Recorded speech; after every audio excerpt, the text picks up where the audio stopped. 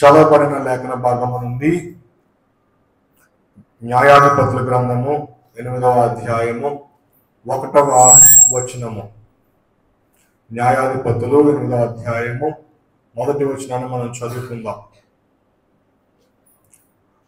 అప్పుడు ఎఫ్రాయిమీయులు గిద్యోనుతో, నీవు మా ఎడల చూపిన మర్యాద ఎట్టిది?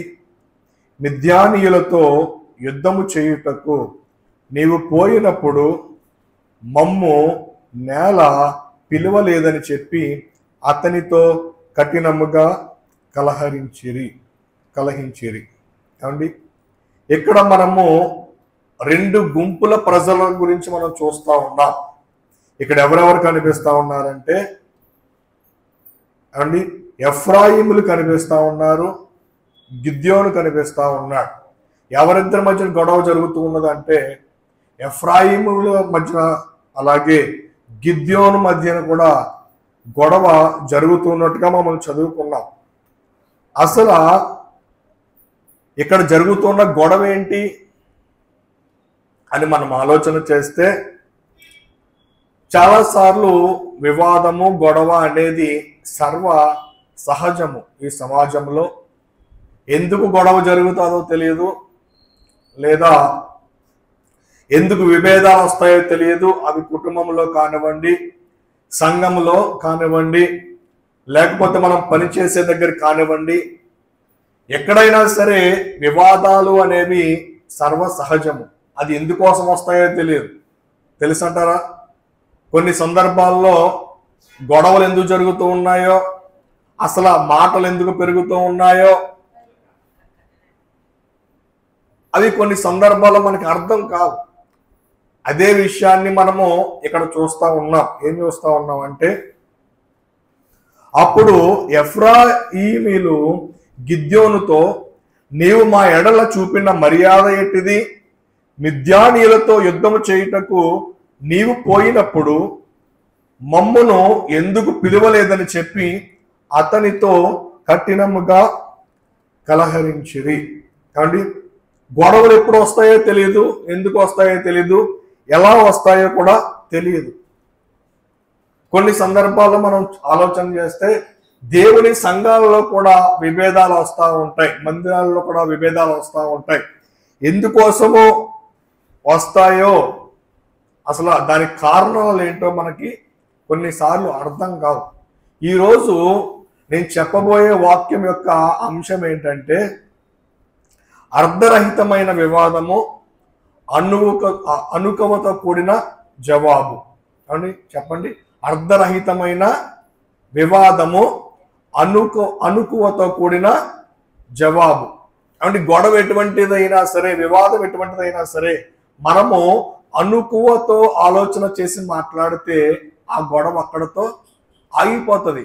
కానీ మనం ఏం చేస్తూ ఉంటామంటే, గొడవను ఆపడానికి ప్రయత్నం చేయము, కానీ వివాదాన్ని ఆపడానికి ప్రయత్నం చేయము. కానీ ఏమండి, మనకి ఆలోచన విధానం ఎలా ఉంటుందంటే, ఆ గొడవ నేనెందుకు పడాలి, మాటలు నేనెందుకు, వారికన్నా తక్కువ కావాలి అని చెప్పి మనము వివాదాలు పెంచుకుంటూ ఉంటాం. కానీ ఈరోజు ఎఫ్రాయిమీయులు చేసిందేంటి, గిద్యోను చేసిందేంటి అని మనము చూస్తే, ఈ ఎఫ్రాయిమీయులు వారికి నోటికి వచ్చినట్లుగా మాట్లాడేస్తా ఉన్నారు గిద్యోను మీద. నువ్వు చేసిన పనేంటి?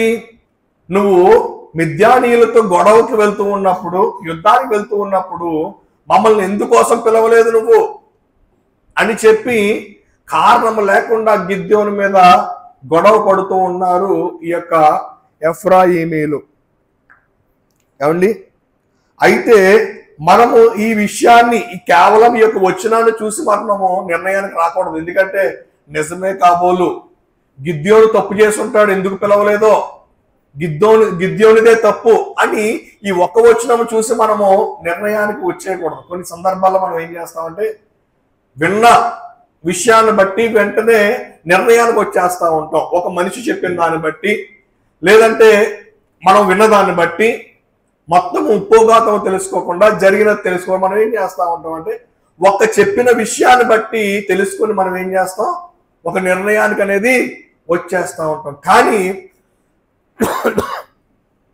ఈ న్యాయాధిపతుల గ్రంథంలో ఈ వచ్చిన ఒక్కదాన్ని బట్టి మనము ఆలోచన చేయకుండా 6వ అధ్యాయం 7వ అధ్యాయం 8వ అధ్యాయం మనం చదువుకుంటే అక్కడ జరిగిన విషయం మనకి క్లియర్ గా అర్థమవుతుంది. ఈ యొక్క అధ్యాయాలలో ఏమున్నదో నేను మీకు క్లుప్తంగా చెప్తాను. ఇశ్రాయేలీయులు దేవునికి విరోధముగా దోషులైపోయారు. దేవుని మాట లెక్క చేయకుండా దేవుని యొక్క ఆజ్ఞల్లో నడవకుండా వారు ఇష్టానుసారమైన త్రోవలు ఎంచుకొని జీవిస్తూ దేవుని దృష్టిలో దోషులుగా మిగిలిపోతూ ఉన్న సమయంలో దేవుడు అనుకున్నాడంట, వీరిని ఎలాగైనా నేను క్రమశిక్షణలో పెట్టాలి అని చెప్పి, క్రమశిక్షణలో పెట్టాలని చెప్పి దేవుడు ఏం చేశాడంటే ఇశ్రాయేలీయుల శత్రువుల మిద్యానీయుల్ని వారి మీదకి రేపాడంట. మిద్యానీయులు ఎవరంటే శత్రువులు, ఇశ్రాయేల్ దేశానికి శత్రువులు. ఈ మిద్యానీయులను దేవుడు ఏం చేశాడంటే రేపి వీరి మీదకి రప్పించాడు, ఇశ్రాయేల్ మీదకి రప్పించాడు. అయితే ఈ మిద్యానీయులు ఇశ్రాయేల్ మీద యుద్ధం చేసి 7 సంవత్సరాలు ఇశ్రాయేల్ అందరినీ కూడా బహు బాధకు గురి చేశారంట. భయంకరమైన బాధలు పెట్టేవారంట మిద్యానీయులు. ఎవరిని? ఇశ్రాయేల్ ప్రజల్ని. అయితే ఇశ్రాయేల్ ఏం చేశారంటే, ప్రభువా మమ్మల్ని క్షమించు, మమ్మల్ని ఈ యొక్క బాధల నుండి విడిపించు, ఈ కష్టాల నుండి, ఈ మిద్యానీయుల చేతుల నుండి మమ్మల్ని విడిపించు అని ప్రార్థన చేసి దేవుడిని వేడుకుంటా ఉన్నారంట ఇశ్రాయేల్ ప్రజలు. అప్పుడు దేవుడు ఏం చేశాడంటే, ఇశ్రాయేల్లో 12 గోత్రాలు ఉన్నాయి. 12 గోత్రాలలో ఉన్న ఒక్క గోత్రపు వాడైన మనష్షే గోత్రానికి చెందిన గిద్యోనుతో దేవుడు మాట్లాడుతూ ఉన్నాడు. కాబట్టి 6వ అధ్యాయము 12వ వచనం మనం చదువుకుంటే, న్యాయాధిపతుల గ్రంథము 6వ అధ్యాయము 12వ వచనం మనం గమనిస్తే ఇక్కడ యెహోవా దూత అతనికి కనబడి, పరాక్రమము గల బలాఢ్యుడా, యెహోవా నీకు తోడై ఉన్నాడని అతనితో అనగా. చాలండి, దేవుని దూత అంటూ ఉన్నాడు. ఎవరంటూ ఉన్నాడు?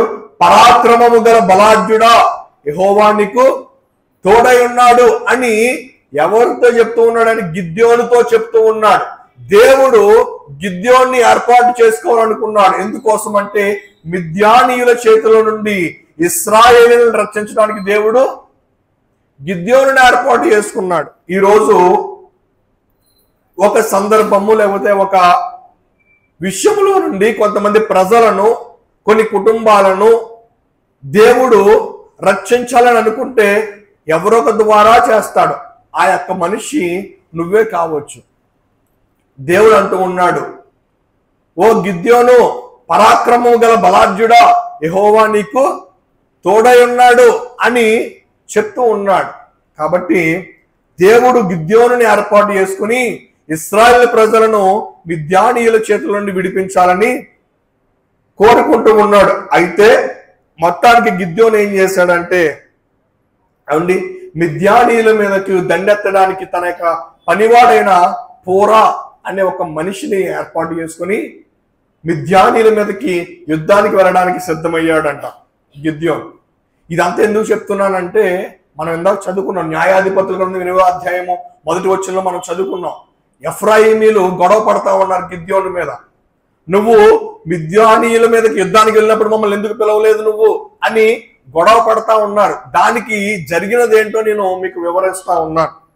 అయితే ఎప్పుడైతే ఈ గిద్యోను తన పనివాడైన పోరాతో కలిసి మిద్యానీయుల మీదకి యుద్ధానికి వెళ్ళాడో దేవుడు వారికి గొప్ప జయాన్ని ఇచ్చాడు. ఈ యొక్క 7వ అధ్యాయంలో మనం చదువుకుంటే, 7వ అధ్యాయంలో మనం చదువుకుంటే, న్యాయాధిపతుల గ్రంథం 7వ అధ్యాయం మొదటి నుంచి మనం చదువుకుంటే ఈ యుద్ధము గురించి వ్రాయబడి ఉంటది. అప్పుడు యెరుబ్బయలు అనగా గిద్యోనును అతనితోనున్న జనులందరూ వేకువను లేచి హరోదు బావి యొద్ద దిగగా లోయలో మోరే కొండకు ఉత్తరముగా మిద్యానీయుల దండెపాలెము వారికి కనబడిను.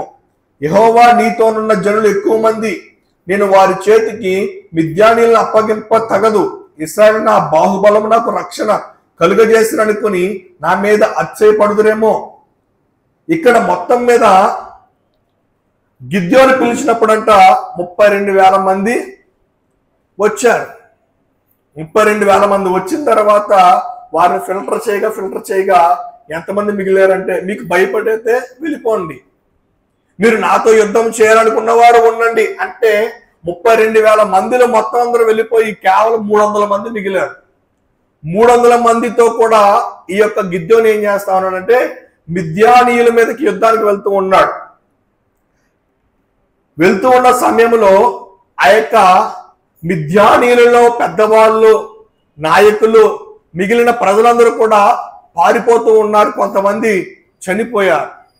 గిద్యోను చేతిలో పడిన వారు కొంతమంది చనిపోయారు. మిగతా వారు వారి యొక్క ప్రాణాలు తగ్గించుకోవడం కోసము వారు ఏం చేస్తా ఉన్నారంటే గిద్యోను దగ్గర నుండి ఆ యొక్క 300 మనుషుల నుండి దూరంగా పారిపోతూ ఉన్నారు.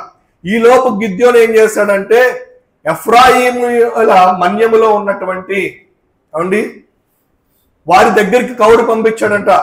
అయ్యా, మిద్యానీయులలో నాయకులైనటువంటి వారు ఓరేబు అలాగే జయేబు కూడా పారిపోతా ఉన్నారు, కాబట్టి వారిని మీరు పట్టుకున్న దగ్గర తీసుకురండి అని చెప్పి గిద్యోను కౌరు పంపించాడు. ఎవరికి పంపించాడంటే ఎఫ్రాయిమీలకు పంపించాడు.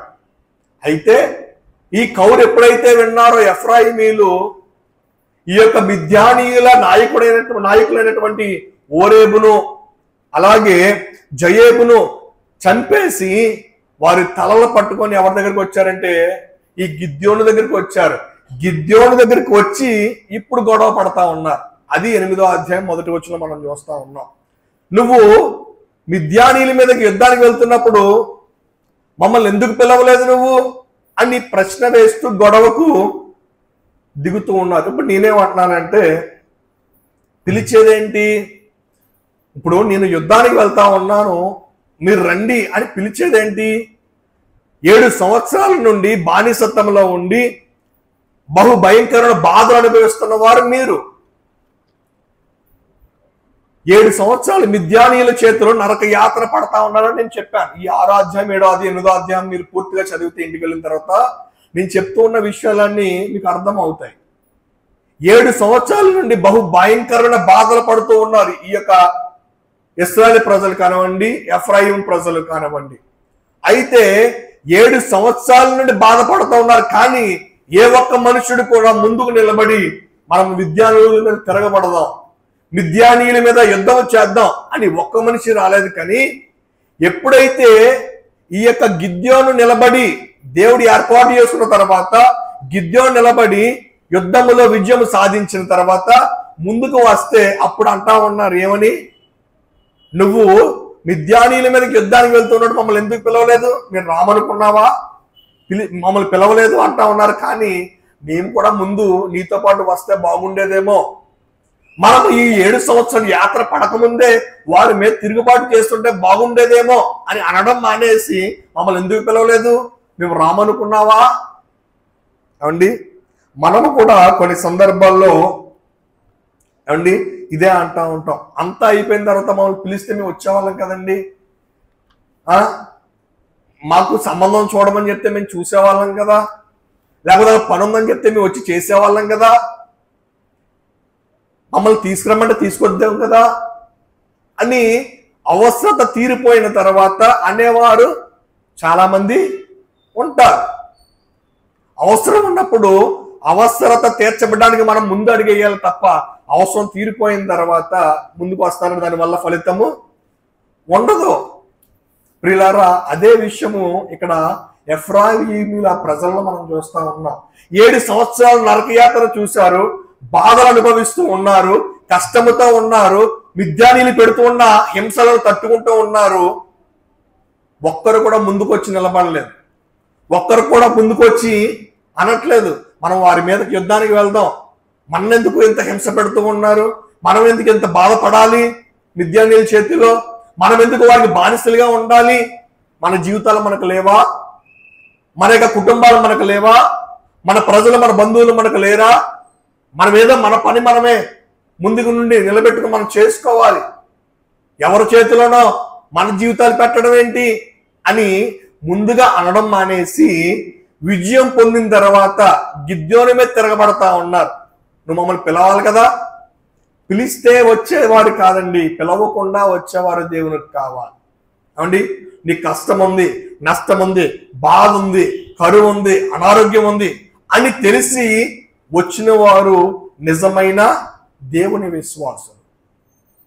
అండి, అంతా చక్కబడిపోయిన తర్వాత అండి వంటలు అయిపోయిన తర్వాత వచ్చి మమ్మల్ని పిలిస్తే వచ్చి వంట చేసేవాళ్ళం కదా. లేదా సంఘంలో పనులన్నీ అయిపోయిన తర్వాత మమ్మల్ని పిలిస్తే మేము వచ్చి సదిరేవాళ్ళం కదా. అండి, పెళ్లిలో భోజనాలు అయిపోయిన తర్వాత మమ్మల్ని వస్త్రం పిలిస్తే మేము ముందుగా వచ్చి ఉండి మీకు సహాయం చేసేవాళ్ళం కదా అని చాలా మంది అంటా ఉంటారు. అవసరతలో ఉన్నప్పుడు అవసరానికి తగ్గట్టుగా మనం ముందు అడుగు వేయాలి తప్ప అవసరత తీరిపోయిన తర్వాత మనం వచ్చిన ఉపయోగం లేదు. ఏమండి, అసలు వీళ్ళన్న మాటకి గిద్యోను అనాలి అని ఆలోచన చేస్తే నీకే అంత ఉంటే నాకెంత ఉండాలి అని అనాలి నిజానికి. ఎందుకంటే వీళ్ళందరినీ హతమార్చినోడు, విజయాన్ని తీసుకొచ్చిన వాడు ఎవరు? గిద్యోను. వీరు తిరగబాటును చూసి గిద్యోను ఏమనాలంటే, ఈ విజయం నేను తీసుకొచ్చాను, మిద్యానీయుల్ని నేను హతమార్చాను, కేవలం 2 నాయకుల్ని హతమార్చేసి మీరు నా మీద తిరగబడతారేంటి? 8,000 మంది ప్రజల్ని చంపేశాను. ఈ యొక్క బానిసత్వం నుండి దేవుడు నన్ను ఏర్పాటు విడిపించాలని అనుకున్నాడు. ఈ యొక్క బాధల నుండి విడిపించాలి మిమ్మల్ని అని చెప్పి దేవుడు నాతో మాట్లాడి, పరాక్రమము గల బలాఢ్యుడా, యెహోవా నీకు తోడై ఉన్నాడని చెప్పి నన్ను నిలబెట్టాడు దేవుడు. నా మీద తిరుగుబాటు చేస్తారేంటి మీరు? మీకే అంత ఉంటే నాకెంత ఉండాలి? ఎంతమందిని చంపినోడిని కేవలం ఇద్దరు చంపేసి మీరు నా మీద తిరుగుబాటు చేస్తారేంటని ఆయన తిరుగుబాటు చేయాలి. కానీ నేను నా యొక్క అంశం ఏమేమి చెప్పాను? అర్ధరహితమైన వివాదము, అనుకువతో కూడిన జవాబు అని చెప్పాను. అంటే ఈ యొక్క గొడవకి ఏమైనా కారణం లేదు. అర్ధరహితమైన వివాదం పెట్టుకుంటూ ఉన్నారు ఎఫ్రాయిమీలు. అయితే గిద్యోను ఇచ్చిన జవాబు ఏమిటో తెలుసా? గిద్యోను ఇచ్చిన జవాబు ఏంటంటే 8వ అధ్యాయము, న్యాయాధిపతుల గ్రంథము 8వ అధ్యాయము 2వ వచనం 3వ వచనం మనం చదువుకుందాం. న్యాయాధిపతుల గ్రంథము 8వ అధ్యాయము 2వ వచనము 3వ వచనం. అందుకతడు, మీరు చేసినదెక్కడా, నేను చేసినదెక్కడా? అబీయేజరు ద్రాక్ష పండ్లు కోత కంటే ఎఫ్రాయిమీయుల పరిగె మంచిది కాదా? దేవుడు మిద్యానీయుల అధిపతులైన ఓరేబును జయేబును మీ చేతికి అప్పగించెను. మీరు చేసినట్లు నేను చేయగలనా అనెను. అతడు ఆ మాట అన్నప్పుడు అతని మీది వారి కోపము తగ్గెను. దేవునికి స్తోత్రం, హల్లెలూయా. ఇతనికి గర్వం ఉండాలి. ఎందుకు?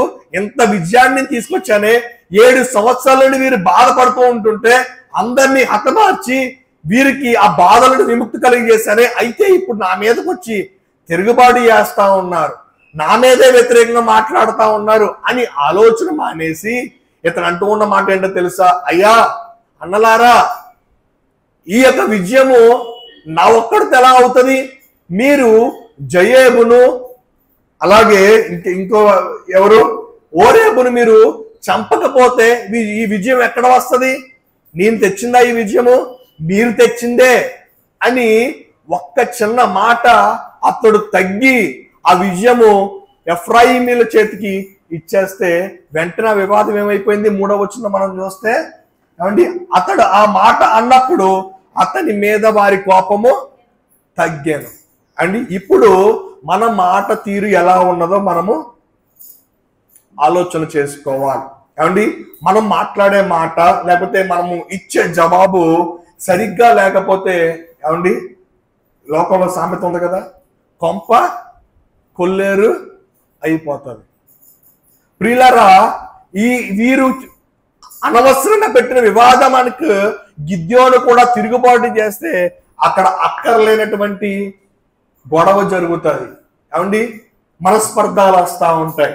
ఏమండి, మాటలు తగ్గిపోతా ఉంటాయి, గొడవలు పెరిగిపోతా ఉంటాయి.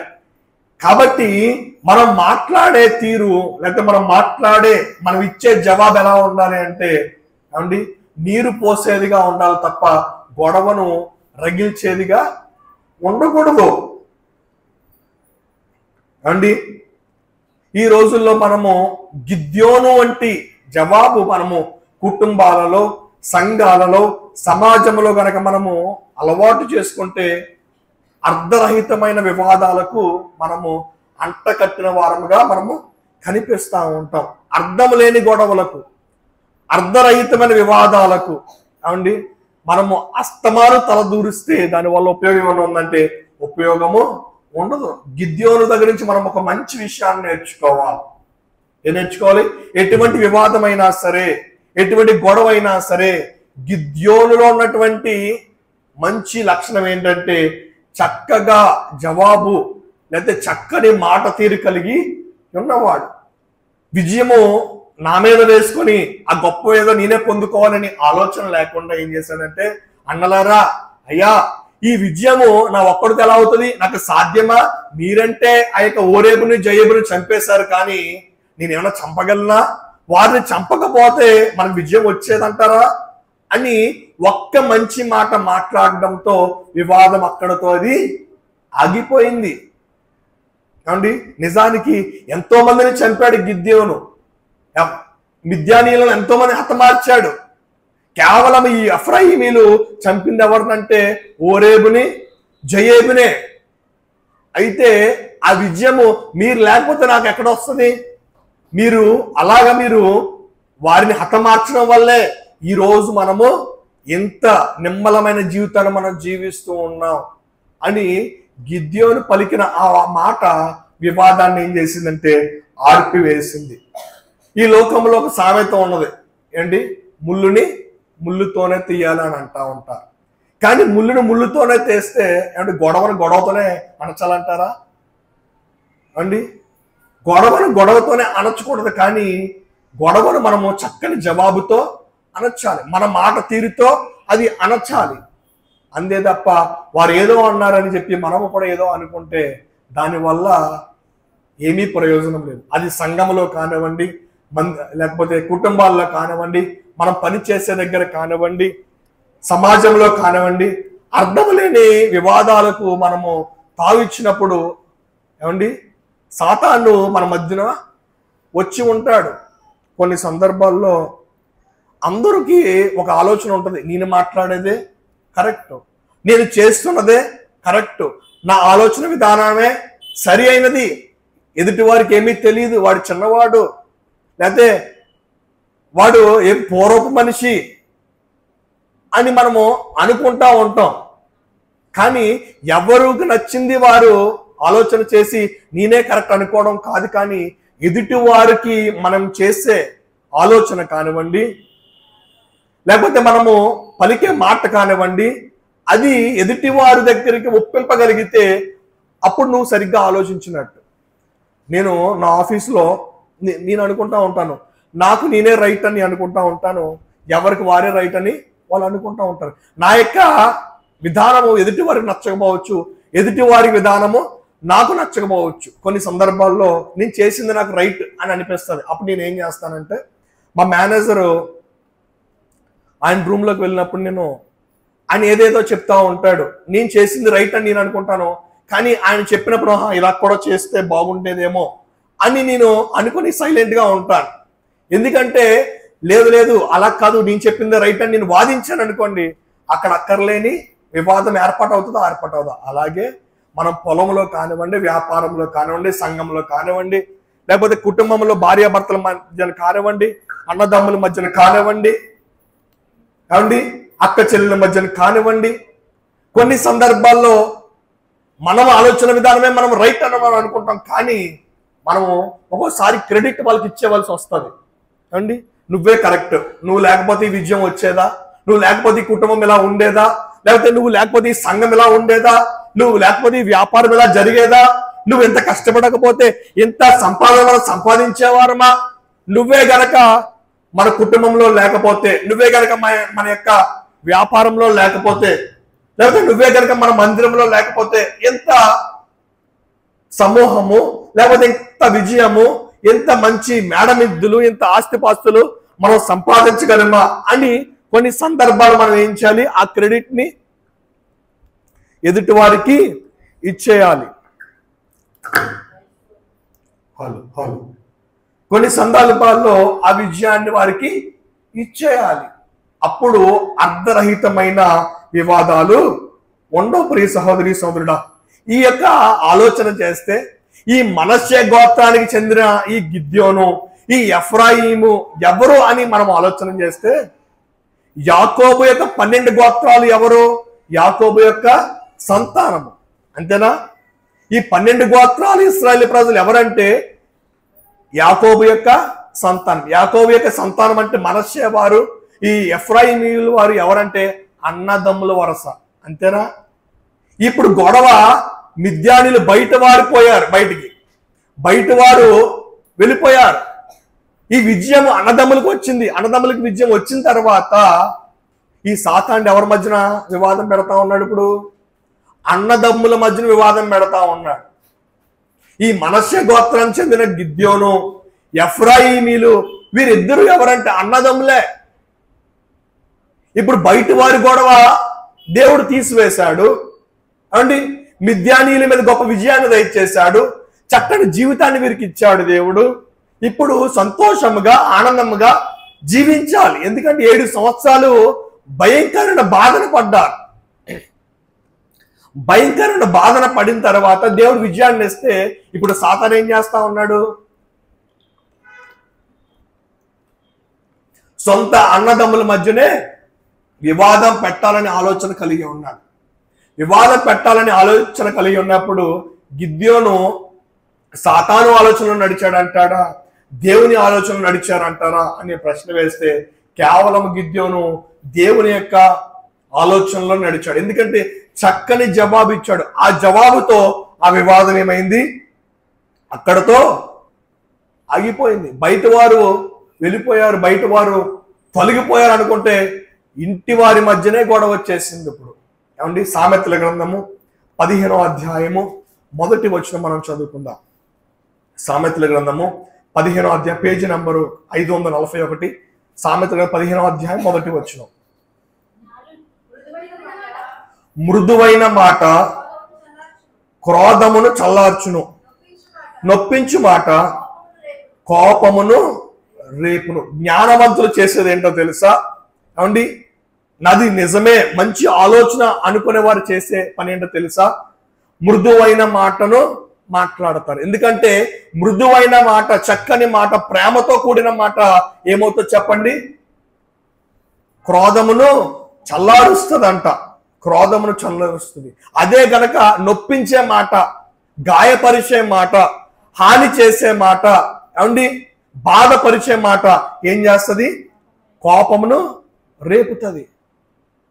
మన ఎదుటివారు మన ఏదైనా మాట అని ఉండవచ్చు, పోన్లేరా వదిలేసే, మనోడే కదా అన్నది, లేకపోతే మన కుటుంబం వారే కదా అన్నది, మన సంఘం వారే కదా, మన సహోదరియే కదా అన్నది, మన తమ్ముడే కదా, లేకపోతే మా అన్నయ్యే కదా అన్నది, నా భర్తే కదా, లేకపోతే నా భార్యే కదా అన్నది అని ఆలోచన కలిగి ఉంటే ఏమండి క్రోధమును చల్లారుస్తుంది అంట.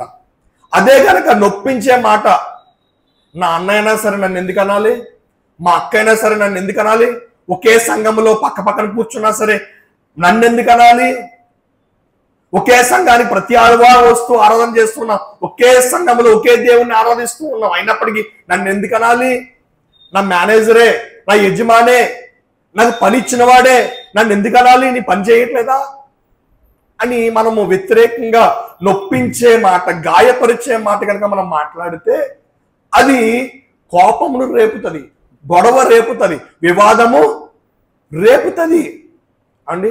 ఒక మాట నేను చెప్తాను. ఏదో ఒక మూల ఒక నిప్పు గనక ఉందనుకోండి, ఏదో ఒక మూల ఒక మొత్తం అంతా ఆరిపోయింది, ఏదో ఒక మూల ఒక చిన్న నిప్పు మాత్రమే వెలుగు ఉంది. ఒక పూట ఆలస్యమైనా సరే ఏమవుతుంది, మళ్ళీ రగులుకుంటుంది. కాబట్టి మనలో ఉన్నటువంటి ఆవేశము, మనలో ఉన్నటువంటి అసూయ, మనలో ఉన్నటువంటి కోపము ఏదో ఒక చిన్న మూలున్నా సరే ఇప్పటికన్నా అది ప్రమాదమే. ప్రమాదం కాదంటారా? నీ అదే చెప్తున్నప్పుడు ఒక నిప్పు ఏదో ఒక మూల ఉందనుకోండి, పూర్తిగా ఆరలేదు నిప్పు, ఏదో ఒక మూల ఉంది, అప్పుడు గాలి లేదు, అప్పుడు ఆరిపోయిందని మనం అనుకుంటా ఉన్నాం. గాలి లేదు కాబట్టి ఎక్కడ నిప్పు కనిపించదు, ఏదో మూల దాగి ఉంది. కానీ ఒక పూట, ఒక గంట, ఒక 2 గంటలు, ఒక 4 గంటలు ఆలస్యమైనా సరే తర్వాత మళ్ళీ గాలి వేసినప్పుడు మళ్ళీ రగులుకుంటుందా రగులుకోదా? ఆ కోపం నీలో ఉన్నదనుకో, చిన్నది, ఎవరో ఒకరు వచ్చి గాలి ఎలా అయితే ఆరిపోయిన నిప్పు మీద గాలి ఆడితే మళ్ళీ ఆ యొక్క నిప్పు వెలుగుతుందో, నువ్వు వదిలేశాను, పట్టించుకోవట్లేదు ఆ మాట అని నువ్వు అనుకుంటావు. ఎవరో నీ స్నేహితుడో, నీ బంధువో, నీ సహోదరుడో, నీ సహోదరియో ఎవరో వచ్చి మళ్ళీ అదే మాట నీకు గుర్తు చేస్తే మళ్ళీ నీకు కోపము రగులుకుంటుందా రగులుకోదా? కాబట్టి పూర్తిగా నిప్పుని మనం ఏం చేయాలంటే ఆర్పివేయాలి. మూడో వ్యక్తి మాట్లాడే మాటకు మనము అవకాశము ఇవ్వకూడదు. మిద్యానీయులు వెళ్ళిపోయారండి, మిద్యానీయులు దేవుడు వారిని తొలగించాడు. కానీ ఒక కుటుంబంలో వారే ఎఫ్రాయిమీలు, ఈ గిద్యోను, మనష్షే వారు, వీరి మధ్యనే గొడవలు పెట్టడానికి చూస్తూ ఉన్నాడు సైతాన్. పోనీలే, ఎవరు బట్టి వస్తేనేంటి, విజయం వచ్చింది కదా, మనకి ప్రశాంతమైన జీవితం వచ్చింది కదా, ఎవరు సర్దు మనుస్తేనేంటి ఈ గొడవను, మనం ప్రశాంతంగా ఉన్నాం కదా అని అనుకోవడం మానేసి ఈ ఎఫ్రాయిమీలు అంటా ఉన్నారు, నువ్వు యుద్ధానికి వెళ్ళడం పిలవాలి కదా, నువ్వు చర్చికి వెళ్తున్నావు నన్ను పిలవాలి కదా, నువ్వు వాళ్ళు పలకరించడానికి వెళ్తున్నావు నన్ను పిలవాలి కదా, నువ్వు అక్కడ ఇంటర్వ్యూకి వెళ్తున్నావు నాకు చెప్పాలి కదా, నువ్వు ఎవరినో పరామర్శించడానికి వెళ్తున్నా నాకు చెప్పాలి కదా, నేను వద్దును కదా, పిలవడం ఏంటి, నువ్వే ఎందుకు ముందుగా మనం వెళ్దామా, దేవుని మందిరం మనం వెళ్దామా, వారితో మాట్లాడడానికి వెళ్దామా, వారిని పలకరించడానికి వెళ్దామా, వారి కుటుంబంలో ఏ కష్టం ఉందో తెలుసుకుందామా, వెళ్ళి ఆదరిందామా అని ముందుగా ఎందుకు అడుగు వేయవు అని అడుగుతా ఉన్నా. అవసరత తీరిపోయిన తర్వాత అడుగు వేయడం కంటే అవసరతలో ఉన్నప్పుడే అడుగు వేయడం మంచిది. సంఘంలో అవసరత తీరిపోయిన తర్వాత నువ్వు వచ్చి నాకు చెప్తే నేను చేద్దును కదండి, కుటుంబంలో అవసరం తీరిపోయిన తర్వాత నాకు చెప్తే నేను ఆ సంబంధాన్ని చూసేద్దును కదా, నీకు అవసరం అనుకుంటే 10,000 అప్పుడే ఇద్దును కదా. అవసరం తీరిపోయిన తర్వాత ఎన్ని మాటలు చెప్పినా సరే దానివల్ల ప్రయోజనము లేదు. ప్రియ సహోదరి సోదరుడా, ఎలా ఉంటుంది మన యొక్క ఆలోచన విధానము, ఎలా ఉంటున్నది మన యొక్క మాట్లాడే తీరు? ఒక మాట ఏంటో తెలుసా, కోపించుటకు నిదానించేవాడంట బలాఢ్యుడ కంటే బలాఢ్యుడు. ఇప్పుడు కోపం వచ్చింది, దాన్ని నిదానించి, కోపం వచ్చినట్టే అరిసేయడం కాదు, కోపం వచ్చిందంటే వెంటనే నిర్ణయం తీసేసుకోవడం కాదు, ఇంకా నేను ఆ సంఘానికి వెళ్ళను, లేకపోతే వారితో నేను మాట్లాడను. ఏంటి ఒక్క మాట, మనం ఇందాక చెప్పాను కదా, 8వ అధ్యాయం న్యాయాధిపతుల గ్రంథం మొదటి వచనం చూస్తే కేవలము గిద్యోను ఎఫ్రాయిమీలు మాట్లాడుతున్న తీరును బట్టి వెంటనే గిద్యోనిదే తప్పేమో అని నిర్ణయం తీసేసుకుంటాం మనం. కానీ మొత్తం 3 అధ్యాయాలు చదివితే ఎవరిది నిజమో ఎవరిది అబద్ధమో తెలుస్తుంది. ఏమండి, మనం కూడా కొన్ని సందర్భాల్లో అంతే, ఎవరో చెప్పిన దాన్ని బట్టి ఒక తుది నిర్ణయానికి వచ్చేస్తూ ఉంటాం, ఎవరో మాట్లాడిన మాటను బట్టి ఒక తుది నిర్ణయానికి వచ్చేస్తూ ఉంటాం. అది మన యొక్క ఆత్మీయ జీవితానికి, మన యొక్క ఆత్మీయ జీవితానికి, లేకపోతే మన యొక్క సంఘానికి, మన కుటుంబాలకు ఏమాత్రము కూడా అది మంచిది కాదు. ఒక ఇన్స్టెంట్ డెసిషన్ అది మంచిది కాదు. కోపించుటకు నిదానించేవాడు. హలో ఇది తీసాను వైరు, ఆ వైర్ తీసే.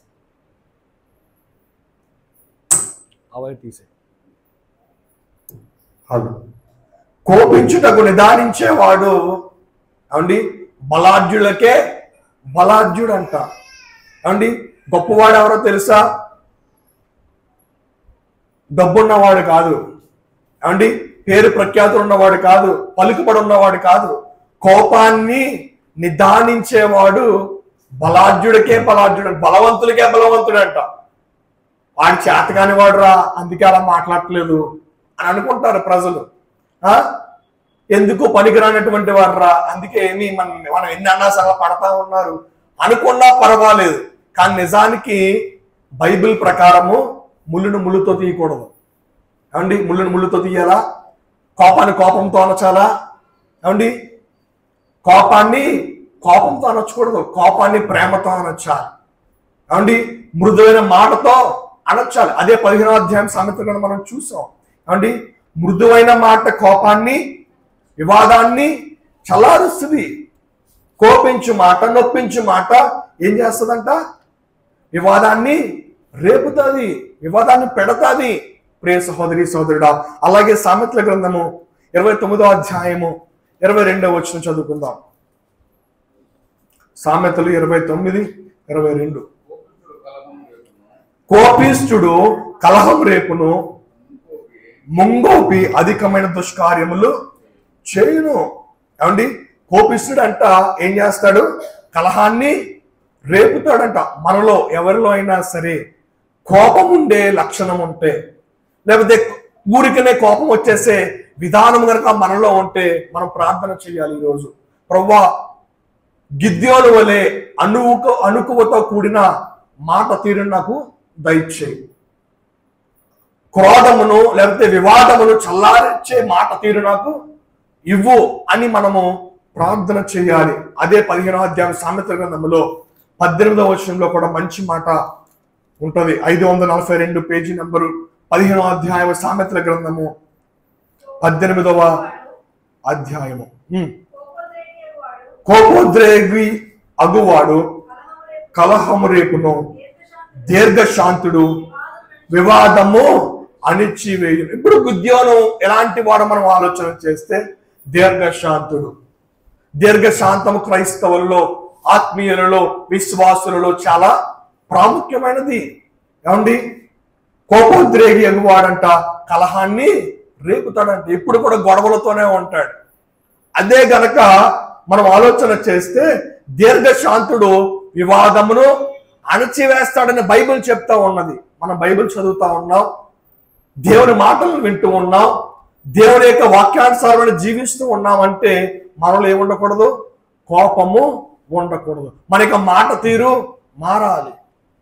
మన మాట తీరు వివాదాన్ని పెంచకూడదు, కానీ వివాదాన్ని అణిచివేయాలి. యెషయా గ్రంథము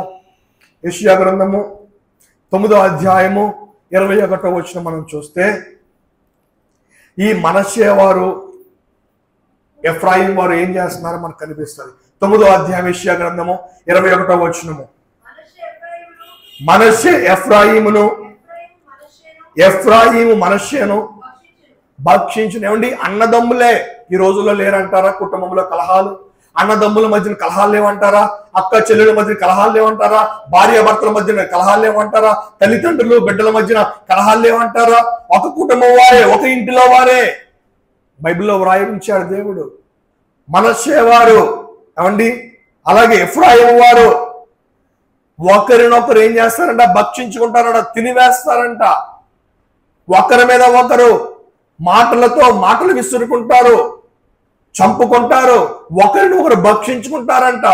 అవి ఆస్తిపాస్తుల వల్ల వచ్చిన గొడవలే కానివ్వండి, లేకపోతే మామూలుగా అసూయతో కూడిన గొడవలే కానివ్వండి, ఏ గొడవలైనా సరే ఒక కుటుంబంలో గొడవలు వస్తాయంట. కానీ గిద్యోను వంటి అణుకువతో కూడిన జవాబు చెప్పే గుణము మనలో ఉండాలి. ఏమండి, ఒకసారి మనం తగ్గినా సరే దానివల్ల ఒరిగేది మనకేమీ లేదు. అయితే ఎంత అణుకువతో కూడిన జవాబు చెప్పినా సరే, ఇందాక చెప్పాను కదా, ఏదో ఒక మూల ఒక కొంచెం నిప్పు ఉందంటే ఒక పూట ఆలస్యమైనా సరే అది మళ్ళీ రగులుకుంటది. అలాగే ఈ యొక్క గిద్యోను అక్కడంటే సమాధానం చెప్పాడు, మంచి జవాబు ఇచ్చాడు. కానీ ఆయన చేసిన విధానాన్ని బట్టి వారి కుటుంబం అంతటికి కూడా ఉరి అయ్యిందంట. ఏంటంటే న్యాయాధిపతుల గ్రంథము 8వ అధ్యాయము 22వ వచనం 23వ వచనం మనం చదువుకుందాం. న్యాయాధిపతుల గ్రంథము 8వ అధ్యాయము 22వ వచనం 23వ వచనం. అప్పుడు ఇశ్రాయేలీయులు గిద్యోనుతో,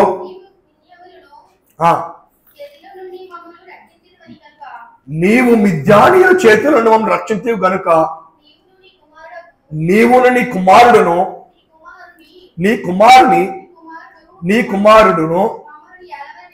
మమ్మల్ని ఏలవలెనని చెప్పిరి. అందుకు గిద్యోను, నేను మిమ్ములను ఏలను, నా కుమారుడును మిమ్మును ఏలరాదు. యెహోవా మిమ్ములను ఏలునని చెప్పెను. 24వ వచనం.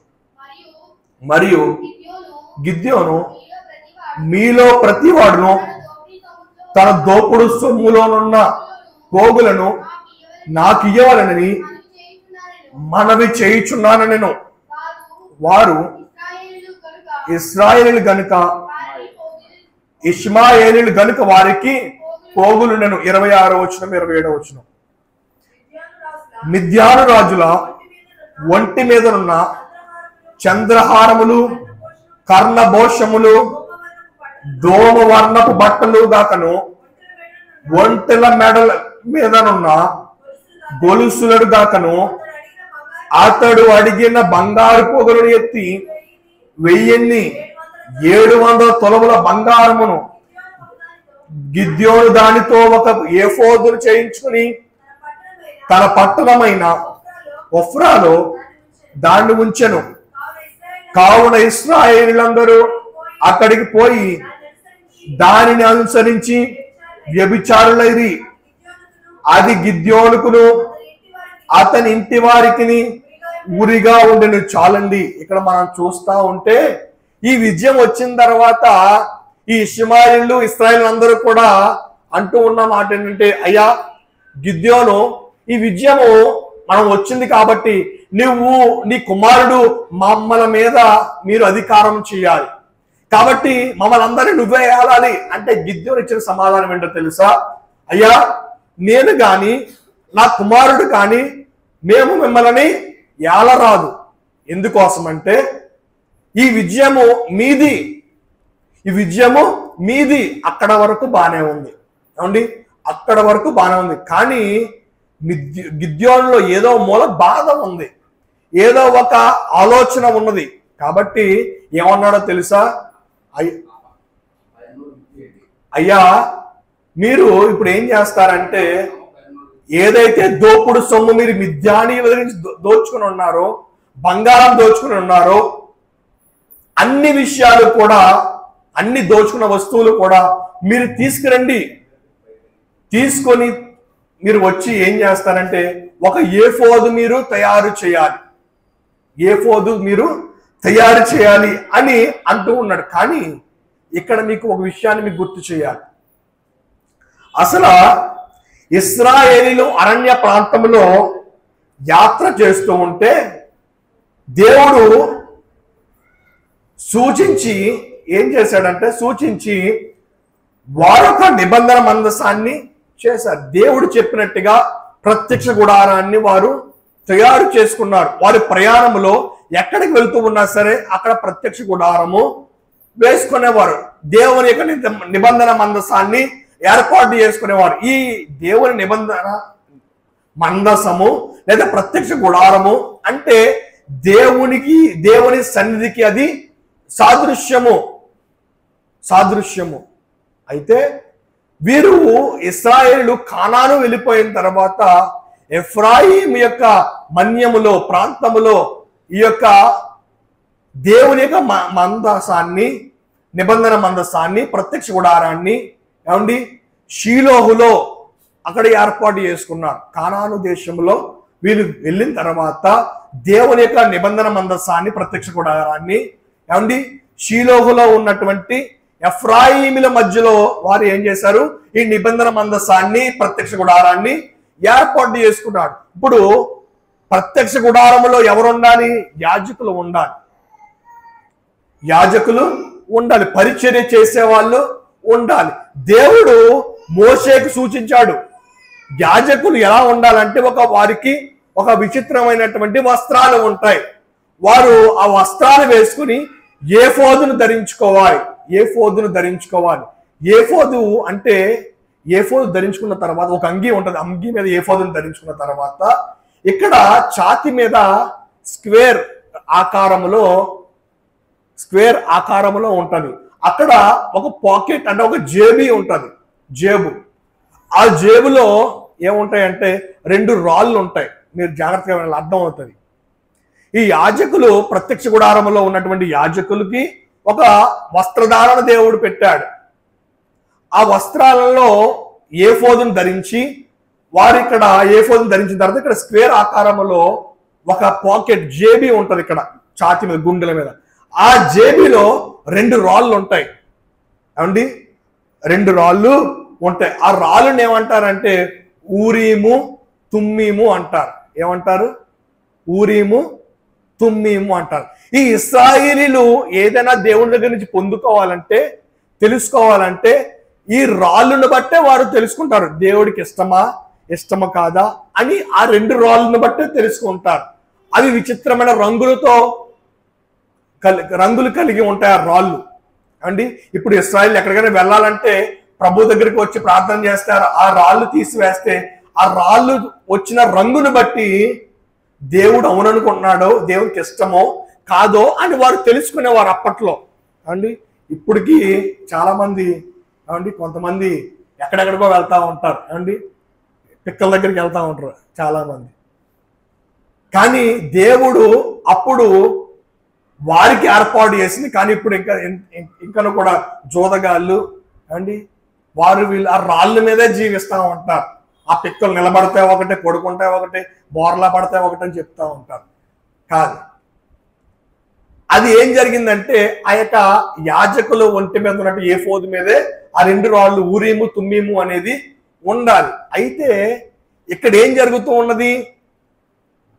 ఈ యొక్క గిద్యోను ఆ యొక్క మిద్యానీయులు దోచుకున్న సొమ్మునంతటి తీసుకొచ్చి ఏఫోదును తయారు చేయించాడంట.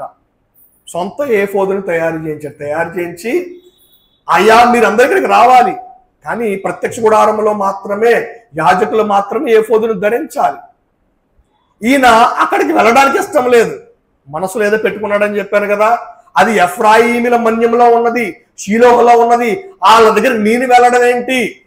నేనే ఒక మందసాన్ని ఏర్పాటు చేసుకుంటాను, నేనే ఒక ఏఫోదుని ఏర్పాటు చేసుకుంటానని దేవునికి ఇష్టం లేనటువంటి ఏఫోదుని తన ప్రాంతంలోనే ఏర్పాటు చేసుకున్నాడు. ఎందుకంటే ఎఫ్రాయిమీల దగ్గరికి నేను వెళ్ళడం ఏంటి? ఆ సంఘాన్ని నేను వెళ్ళడం ఏంటి? ఆ మందిరాన్ని నేను వెళ్ళడం ఏంటి? అక్కడికి వెళ్ళి నేను ప్రార్థన చేయడం ఏంటి? వారి ప్రాంతంలో నేను అడుగు పెట్టడం ఏంటి? వారింటిలో నేను అడుగు పెట్టడం ఏంటి? వారి సంఘంలో నేను అడుగు పెట్టడం ఏంటి? వారి కుటుంబం వారు నేను మాట్లాడడం ఏంటి అని ఆలోచనతో ఉన్నాడు గిద్యోను. ఈరోజు మనలో కూడా అటువంటి ఆలోచన ఉంటే ఇప్పుడే తీసేసుకోవాలి. ఎందుకంటే ఆ ఆలోచన వచ్చిన దానిని బట్టి ఆ ప్రజలందరూ కూడా వ్యభిచారులు అయిపోయారంట. అది అంత మాత్రమే కాదు, కానీ వారి కుటుంబానికి అది ఉరిగా మారిందంట. మనం చదువుకున్నాం 27వ వచనంలో చదువుకుంటే, కావున 26వ వచనం, మిద్యాను రాజుల వంటి మీదనున్న చంద్రహారములను కర్ణభోషములు గల దోమ వర్ణపు బట్టలు గాకను, ఒంటెల మీద మెడల మీదనున్న గొలుసులను గాకను, అతడు అడిగిన బంగారు పోగులను ఎత్తి 1700 తులముల బంగారము గిద్యోను దానితో ఒక ఏఫోదును. ఏఫోదు ఎక్కడికి ఏర్పాటు చేయాలి? నిబంధన మందస్థం ఉన్న ప్రత్యక్ష గుడారంలో ఉన్న యాజకులు మాత్రమే ఏఫోదును ధరించాలి. కానీ వీరి ప్రాంతంలో దాన్ని తయారు చేయించుకున్నాడు గిద్యోను. ఏఫోదును చేయించుకుని తన పట్టణమైన యూఫ్రాలో దానిని ఉంచెను. కావున ఇశ్రాయేలీయులందరూ అక్కడికి పోయి దానిని అనుసరించి వ్యభిచారులైరి అది గిద్యోనుకును అతని ఇంటి వారికి ఏమైపోయింది? అది ఉరిగా అయిపోయింది. కేవలము ప్రత్యక్ష గుడారంలో ఎలా ఉన్నదో ఏఫోదు అలాగే తయారు చేయించాడంట. ఏమండి, ఎలా అయితే ఏఫోదులో ఒక జేబీ ఉంటుందంటే 2 రాళ్ళు ఊరీము తుమ్మీము ఎలా ఉంటాయో అలాగే చేయించాడంట. ప్రజలంతా అక్కడికి వెళ్ళి దేవుడితో మాట్లాడుతున్నాం కదా అని అనుకుని వాళ్ళు ఏదేదో రాళ్ళు వేసి ఏమండి దానికి వచ్చిన సమాధానం బట్టి వీరు ఇష్టానుసారంగా జీవించడం ప్రారంభించారు, వ్యభిచారులు అయిపోయారు. వీరు వ్యభిచారులు అవడం దాన్ని బట్టి గిద్యోను కుటుంబం అంతా కూడా నాశనం అయిపోయారు, ఉరిగా మార్చబడ్డారు. ప్రియ సహోదరి సహోదరుడా, ఏమండి యథారాజ తదా ప్రజ అన్నట్టుగా ఈ యొక్క గిద్యోను ఏం చేస్తా ఉంటే గిద్యోను చేసిందే కరెక్ట్, గిద్యోను మాటలే కరెక్ట్ అని ఇప్పుడు ప్రజలందరూ కూడా ఏం చేస్తా ఉన్నారు? వ్యభిచారులుగా మారిపోయారు. ప్రియ సహోదరి సోదరా, కొరింథీయులకు రాసిన మొదటి పత్రిక 10వ అధ్యాయము, కొరింథీయులకు రాసిన మొదటి పత్రిక 10వ అధ్యాయము 12వ వచనం మనం చదువుకుందాం. Page number 152. మొదటి కొరింథీయులకు రాసిన పత్రిక 10వ అధ్యాయము 12వ వచనము. తాను నిలుచున్నానని తలంచుకున్నవాడు పడకుండానట్లు జాగ్రత్తగా చూచుకున్నవాడు. నేను చెప్పాను కదా, నేను చేసిందే కరెక్ట్, నేను అనుకుంటుందే కరెక్ట్, నా యొక్క మాట తీరే కరెక్ట్, నా ఆలోచన విధానమే కరెక్ట్ అని అనుకున్నవాడు పడిపోకుండా జాగ్రత్తగా చూసుకోవాలంట. ఇక్కడ అదే అంటూ ఉన్నాడు అపోస్తలుడైన పౌలు రాస్తూ, తాను నిలుచున్నారని తలంచుకునేవాడు పడకుండానట్లుగా జాగ్రత్తగా చూచుకొనవలెను. ఇప్పుడు చెప్పండి, నిజంగా నిప్పు ఆరిపోయిందా? ఆర్పబడిందా? ఏమండి, నిజముగా గిద్యోనులో ఉన్నటువంటి నిప్పు ఆరిపోయిందా? ఆరలేదు. ఏదో ఒక మూల చిన్న అసూయ పెట్టుకున్నాడు. నా అన్నలైనటువంటి ఎఫ్రాయిములో నేను ఎందుకు వెళ్ళాలి? వాళ్ళ ప్రాంతంలోకి వెళ్ళి నేను దేవుని మందసాన్ని దగ్గరికి నేను ఎందుకు వెళ్ళాలి? ప్రత్యక్ష కూడాల దగ్గర వాళ్ళ దగ్గర నేను ఎందుకు వెళ్ళాలి అని ఆలోచనతో, తన సొంత నిర్ణయాలతో, ఏమండి తన కుటుంబం పాడైపోవడం మాత్రమే కాదు, కానీ ఇశ్రాయేలు అందరినీ కూడా వ్యభిచారులుగా మార్చబడ్డానికి కారకుడు అయ్యాడు. ప్రియ సహోదరి సోదరా, ఇప్పుడు చెప్పండి, మీలో నిజంగా ఆ నిప్పు, అసూయ పూర్తిగా ఆరిపోయిందా? ఇంకా ఏదో ఒక మూలం ఉంటే అదే నీ కుటుంబానికి ఉరిగా మార్చబడుతుంది. ప్రియ సహోదరి సోదరుడా, ఏమండి చివరిగా నేను చెప్పే మాట ఏంటంటే, గిద్యోను చేసిన తప్పు ఏంటో తెలుసా?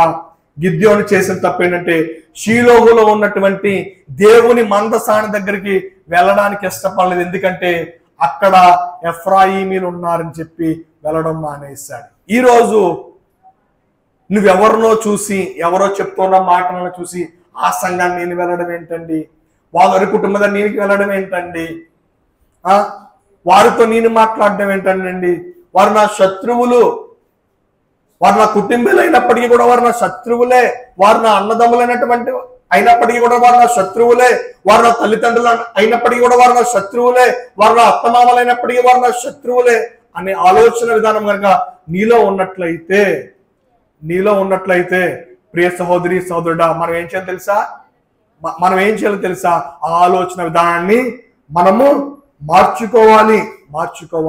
ఇప్పుడు గిద్యోనులో నిజంగా ఆ నిప్పు ఆర్పబడిందా అంటే ఏదో ఒక మూల యొక్క ఆలోచన విధానము ఉండిపోయింది. కనుకే దేవుడు ఏం చేశాడంటే వారి కుటుంబం మీదకి శిక్షను పంపాడు. కాబట్టి మనలో అసూయ ఉండకూడదు, మనలో ఏమండి ఆ కోపము ఉండకూడదు.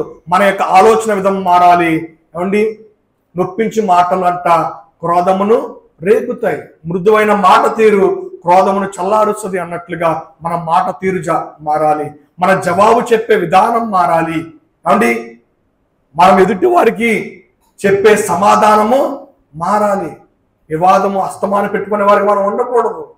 ఏమండి మృదువైన మాట, ప్రేమతో కూడినటువంటి మాట, చక్కని మాటను మనము సమాజమునకు పరిచయం చేసినప్పుడు వారు ఏం చేస్తారో తెలుసా? నిజంగా వీరు దేవుని బిడ్డలు, నిజంగా వీరు దేవుని విశ్వాసం, దేవుని ఉన్నటువంటి ప్రేమ వీరిలో ఉన్నది. మనం ఎన్ని అన్నా సరే ఎప్పుడు మాట్లాడలేదు చూసావా? అదే దేవుని ప్రేమ అంటే, అదే దేవుని యొక్క ఆలోచన విధానం అంటే అని వారు దేవుల్లో ఉన్న విశ్వాసమును, దేవుల్లో ఉన్నటువంటి మంచి వాక్యమును వారు నేర్చుకుంటారంట.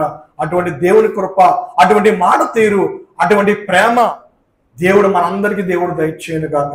ఈ కొద్ది మాటలు దేవుడు మన వెలుగులో దీవించును గాక. ఆమేన్.